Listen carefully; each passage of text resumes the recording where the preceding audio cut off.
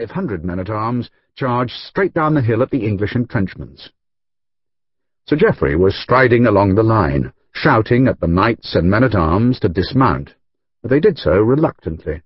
They believed that the essence of war was the cavalry charge. But Sir Geoffrey knew that horses were no use against a stone tower protected by entrenchments, and he had learned the hard way that they were pitiably vulnerable to English arrows. The oriflamme was unfurled, the sacred war pennant of France, a blood-red ripple of precious silk. The enemy knew that, unfurled, the oriflamme instructed the French to take no prisoners, to kill everyone, though doubtless wealthy English knights would still be captured, for a corpse yielded no ransom. Still, the long triple-tongued flag should put terror into English hearts. A trumpet sounded, and the crossbowmen started down the hill, each accompanied by a foot soldier holding a pavise, a huge shield that would protect the crossbowman while he reloaded his clumsy weapon. "Montjoie Saint-Denis!" the Duke shouted France's war cry. They thumped their big drums, and a dozen trumpeters blared their challenge at the sky. There were clicks as helmet visors were lowered. The crossbowmen were already at the foot of the slope, spreading right to envelop the English flank.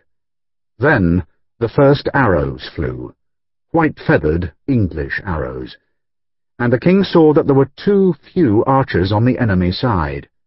Usually, whenever the damned English gave battle, their archers outnumbered their knights by at least 3 to 1, but the outpost of Nieullet seemed mostly to be garrisoned by men-at-arms.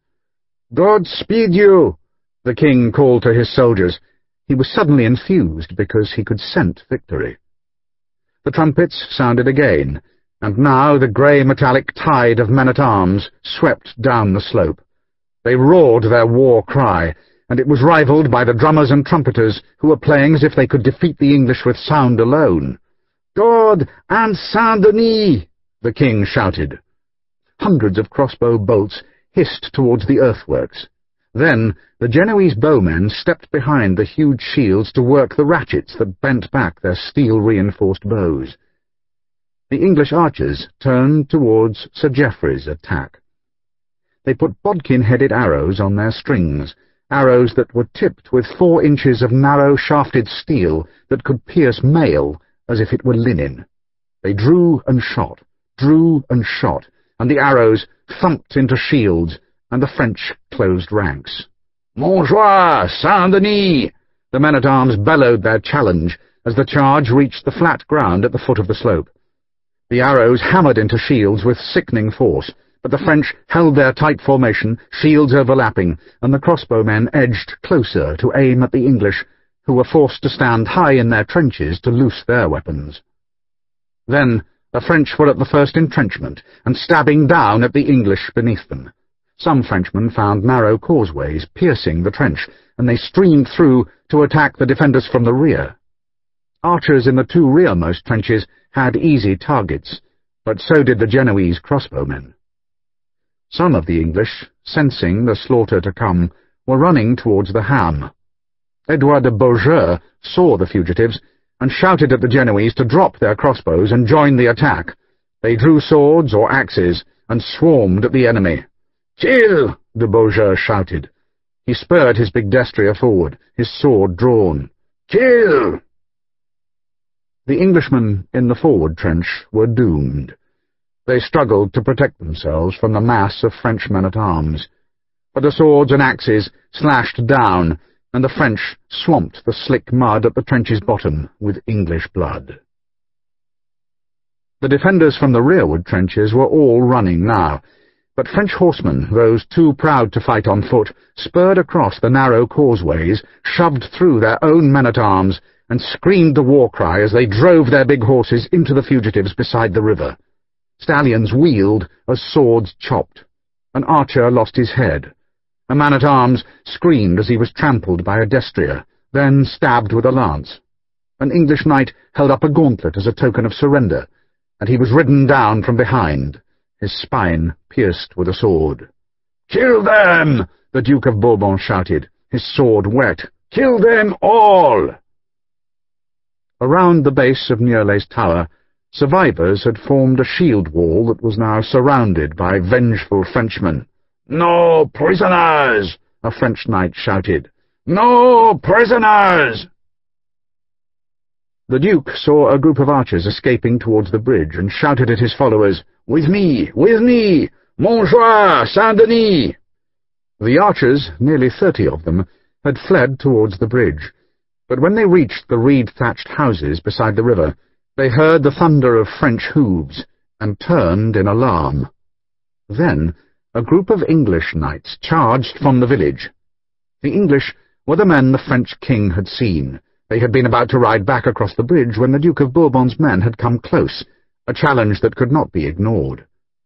So the English lord led his household knights in a charge that tore into the Duke of Bourbon's men. The Frenchmen had not been ready for the attack, and the English came in proper array, knee to knee, and the long ash lances tore through mail and leather. The English leader's surcoat turned black with enemy blood as he rammed his sword up into the unprotected armpit of a French man-at-arms. Then another Englishman hammered a mace into his visor that crumpled under the blow and sprang blood from a dozen rents. A hamstrung horse screamed and toppled. "Stay close!" the Englishman was shouting at his men. "Stay close!" But a mass of French horsemen was coming down the hill, and still more Frenchmen, unable to join the attack on the tower because too many of their fellows were assembling to help kill the garrison's remnant, were now charging the bridge.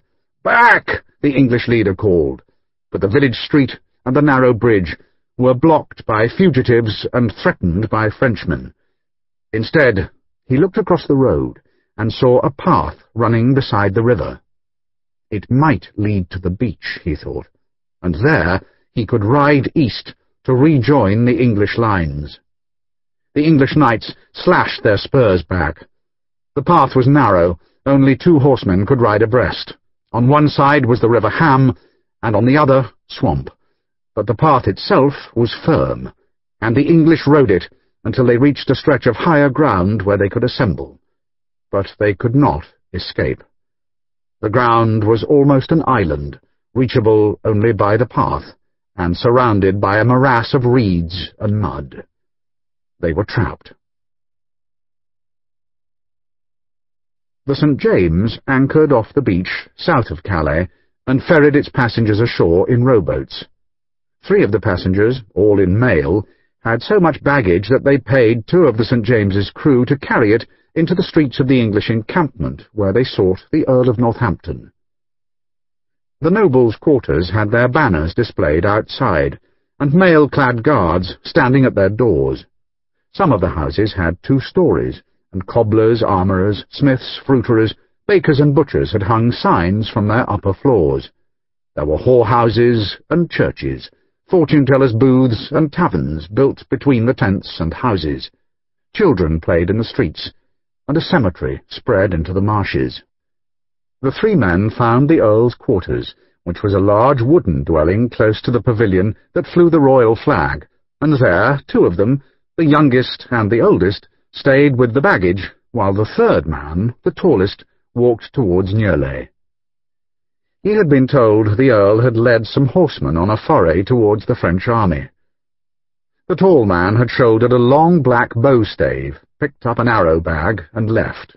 His name was Thomas, sometimes Thomas of Hookton. Other times he was Thomas the Bastard, and he could call himself Thomas Vexil, though he rarely did. The Vexils were a noble Gascon family, and Thomas of Hookton was an illegitimate son of a fugitive Vexil, which had left him neither noble nor Vexil, and certainly not Gascon. He was an English archer. Thomas attracted glances as he walked through the camp. He was tall, black hair showed beneath the edge of his iron helmet.